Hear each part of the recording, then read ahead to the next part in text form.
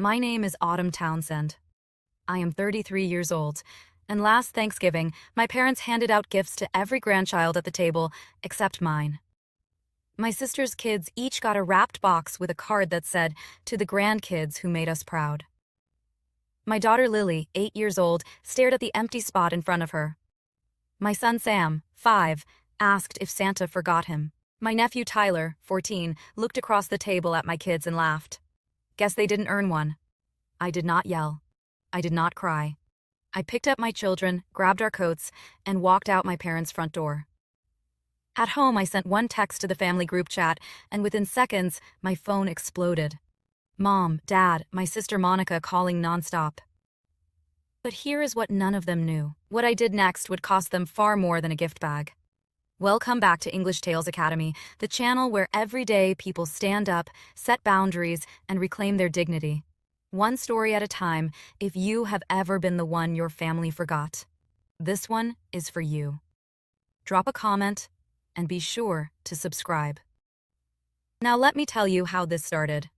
My family is from small-town Ohio, Millfield, population around 12,000. My father, Frank, retired 3 years ago from county road maintenance. My mother, Diane, runs the Tuesday prayer circle at First Presbyterian and considers herself the social backbone of our street. My older sister, Monica, married Craig Lawford, a dentist with his own practice 15 years ago. They have 3 children, a big house, and 2 German cars in the driveway. I took a different route. I earned a culinary arts degree from Columbus. Married Kyle at 24. He was charming in public, controlling in private. He decided when I could see friends. He decided how I spent every dollar. When I found out he had removed my name from our joint checking account without telling me, I filed for divorce. I was 28. Lily was 3. Sam was 5 months old. I moved home. Rented a 2-bedroom apartment on Oak Street, 14 minutes from my parents' house. Started over with a used mixer and a cottage food license. Named my little home bakery Townsend Sweets. Caramel apple pies, brown butter pecan tarts, lemon lavender scones. Every recipe mine, developed during late nights when the kids were asleep, and the kitchen was the only room that felt like it belonged to me. 2 years later, I had steady weekend orders and a growing Instagram following. Nothing huge, but enough to keep the lights on and put Lily in dance class. My parents never forgave me for the divorce. Not because they liked Kyle. They barely knew him. They forgave him for being absent the same way they forgave rain for being wet. Just something that happened. What they could not forgive was me choosing to leave a marriage. In my family, being divorced was worse than being unhappy. At least unhappy kept quiet. The shift started slowly after the divorce. My mother stopped calling on Sundays. My father's monthly visits turned into whenever he was in the area, which apparently was never.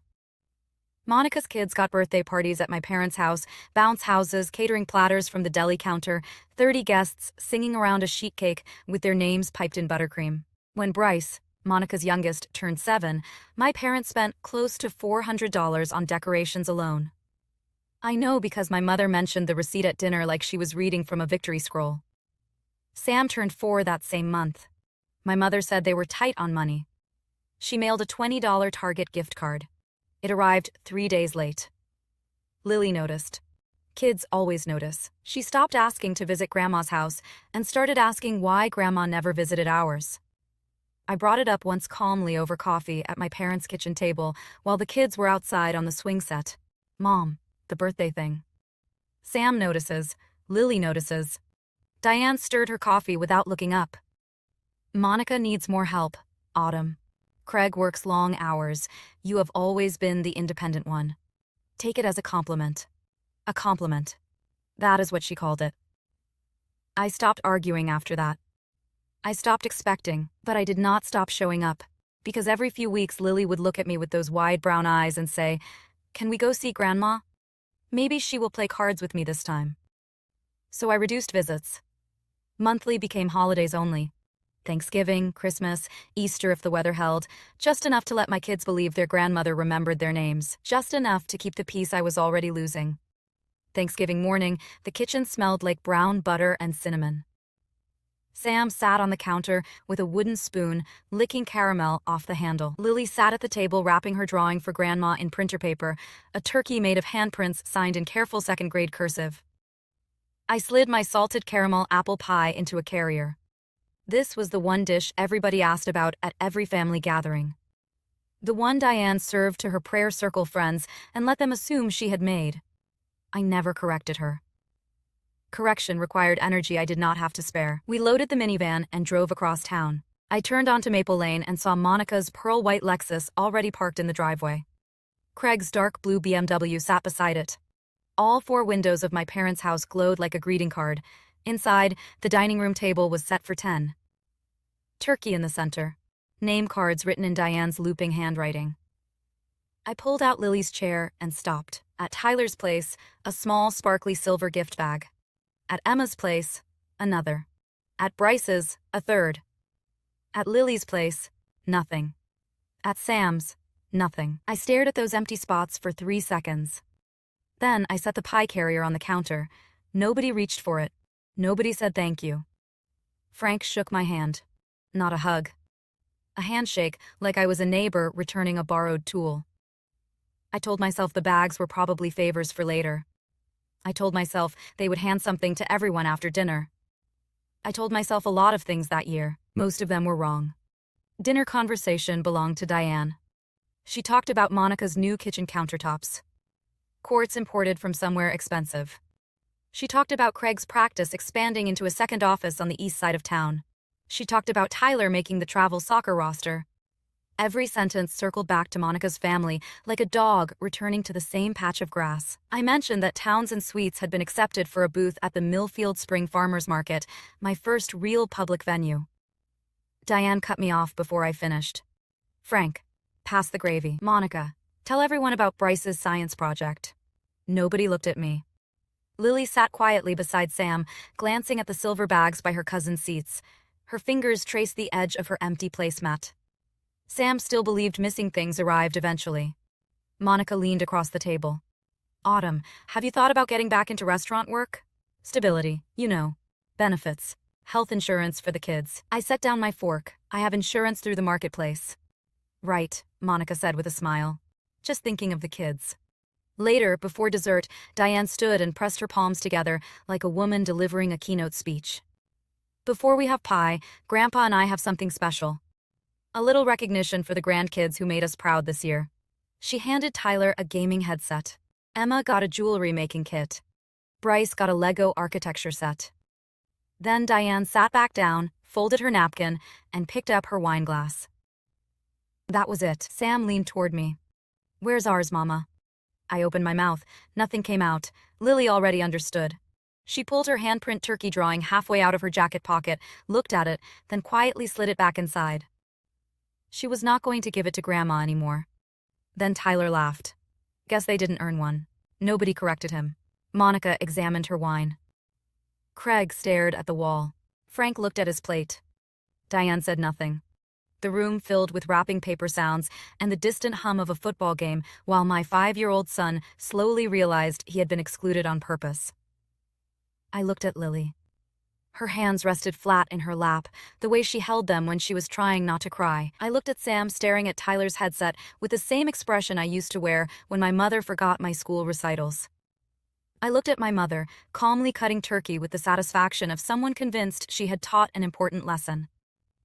Then, I stood. Lily, Sam, get your coats. Diane set down her knife. Autumn, sit down.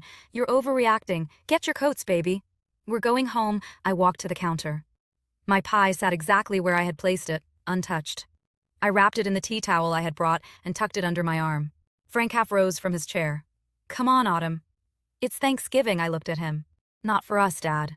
Lily slipped off her chair and took Sam's hand. She folded her drawing carefully and tucked it back into her pocket. Nobody followed us to the door. I buckled Sam into his car seat. Lily climbed in silently beside him. I expected someone to come outside. A voice. A hand on the window. Something. The porch light stayed on. The door stayed closed. On the drive home, Sam fell asleep against the window. Lily stared silently at the road until we pulled into our driveway. Then, she asked softly, Mama, Why does Grandma not like us? I turned off the engine and sat in the dark for a moment. Grandma is confused right now, baby. That's not your problem to fix. Inside, I laid Sam on the couch with a blanket and stood in the kitchen staring at my phone. The family group chat glowed at the top of my messages. I typed, "Don't invite us again. We're not your joke." Then another line, "Your gift is on the way." I didn't even know what that meant yet. But I pressed send anyway. The phone erupted immediately. Missed calls from Mom, Dad, Monica. Texts flooded in. "You're being dramatic. It was just gifts. Your mother is crying."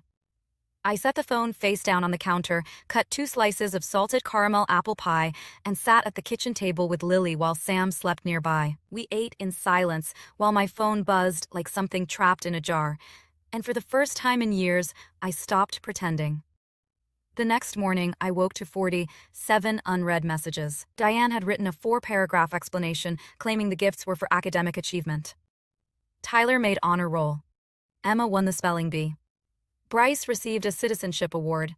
It was meant to be motivational, she wrote. We hoped it would inspire Lily and Sam to work harder.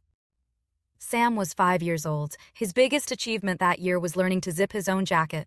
Frank sent a private message asking us to come for Christmas so we could talk. Monica texted, "If your kids were in more activities, they would have gotten something too. Don't blame Mom for your choices." I saved screenshots of everything. Then I called Patty Guyan. Patty owned the flower shop on Main Street and had known me since I moved back to Millfield.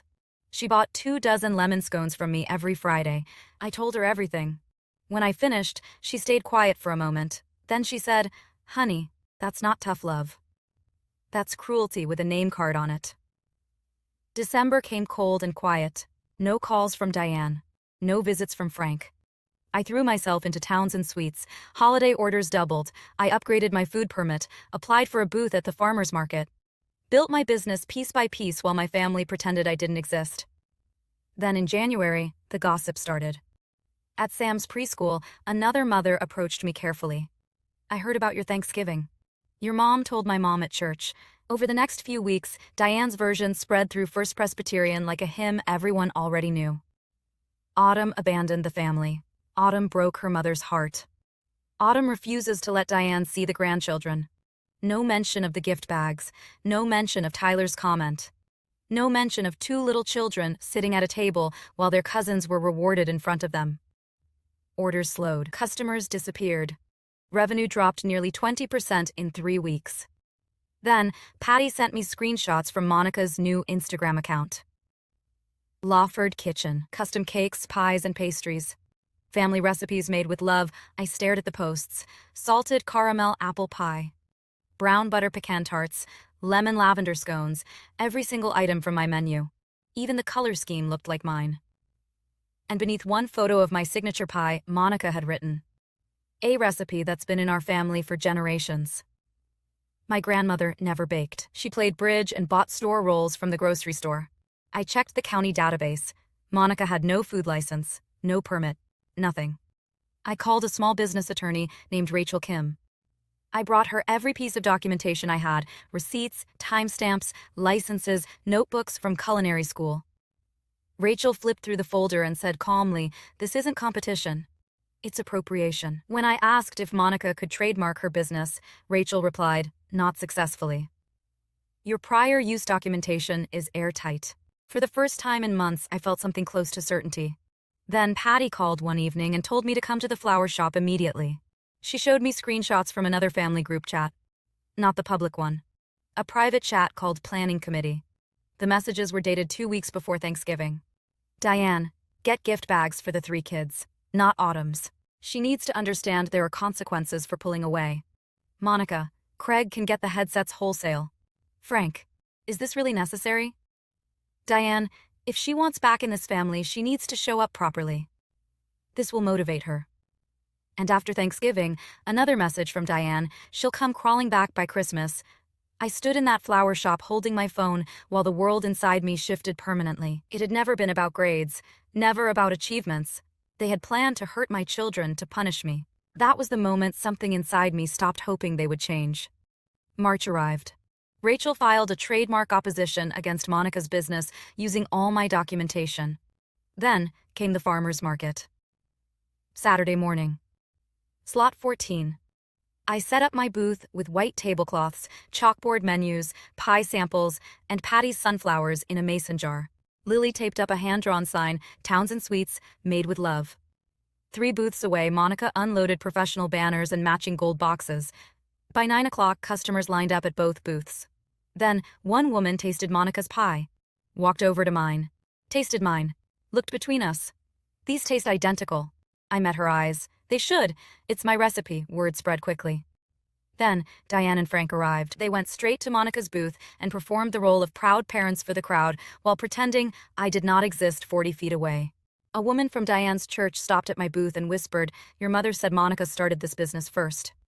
I quietly laid out the laminated timeline Rachel made. Townsend Sweets established October 2023, Lawford Kitchen established January 2026. The woman read it slowly. Then she whispered, "Lord have mercy." By 11, I had sold out of pie slices. Monica still had inventory. Then Monica marched over to my booth. "You need to stop telling people I copied you. I haven't told anyone anything," I said. "The documents speak for themselves." She crossed her arms. "These are family recipes. Mom taught both of us. You told Instagram Grandma taught you. Which story is it?" Her face flushed red. "You've always been jealous of me. Ever since we were kids. You couldn't keep a husband, and now..." She stopped because people were listening. Patty froze behind her flowers. Dan, the honey vendor, stopped pouring samples. Customers turned toward us. I reached calmly into my tote and placed Rachel's folder on the table. Inside were my licenses, timestamps, recipe notebooks, receipts, and legal filings. Then I laid down the screenshots from the planning committee group chat. The crowd went silent. Diane's face lost all color. Monica tried to deny it. A woman from the crowd interrupted. "These documents have dates on them." Craig looked at the screenshots, then at Monica, then at Diane. And in that instant, I realized he hadn't known any of it. Not the copied recipes, not the lies, not the planned humiliation. Diane stepped close to me. "Autumn, please, you're destroying this family." I looked her in the eye. "I didn't destroy it. I just stopped hiding the damage." Her voice trembled. "I just wanted you to need us again." For half a second, I saw something almost human in her. A woman who confused control with love. Then, she ruined it. None of this would have happened if you'd come to Christmas. And there it was again. Obedience over love. Always. The market coordinator stepped forward and confirmed publicly that my business predated Monica's by nearly 2 years and that the county would review her licensing violations. Monica packed up her booth without another word. Diane and Frank walked away through the south entrance. And then, something unexpected happened. A line formed at my table. People bought pies, tarts, scones, not because they pitied me, because they believed me, because the work spoke for itself. Behind the booth, Lily held up a new sign she had drawn during the confrontation. "Townsend Sweets, we earned it." I looked at my daughter and smiled. "Yeah, baby, we did." That night, after the market closed, I went home and sent one final message to the family group chat. "I wish you well, but we are done. Do not contact me or my children. If you respect us at all, respect this boundary." Then I left the group. Blocked Diane. Blocked Monica. I left Frank unblocked. Not because he had earned forgiveness, because sometimes one cracked door is enough for a person to decide whether they'll finally walk through honestly. The silence afterward felt different. Not punishment. Peace. 2 months later, Townsend Sweets had become a regular at the farmer's market. Revenue doubled. Customers returned every week. Rachel called to tell me the trademark opposition succeeded. My menu was protected. Monica's business went quiet. Diane never reached out again. Frank sent one message. "I'm sorry, I didn't stop it." I never answered. In May, I started a new tradition. Not Thanksgiving in November. Thanksgiving in May. Patty and Doug came over. Lily helped set the table. Sam put a paper crown on the neighbor's dog. And this time, I bought 2 sparkly silver gift bags. One for Lily, one for Sam, filled with caramel apples and hand-painted cards. Sam looked up at me and asked, "Mama, is this for me?" I smiled. "Every gift at this table is for you, baby. Always." I used to think family meant showing up no matter what. No matter how small they made you feel, no matter how empty the chair they saved for you. I don't think that anymore. Family means showing up for the people who show up for you. My parents had 33 years to choose differently. They chose gift bags and gossip and control. I chose my kids. I chose my work. I chose myself. And I would make the same choice tomorrow.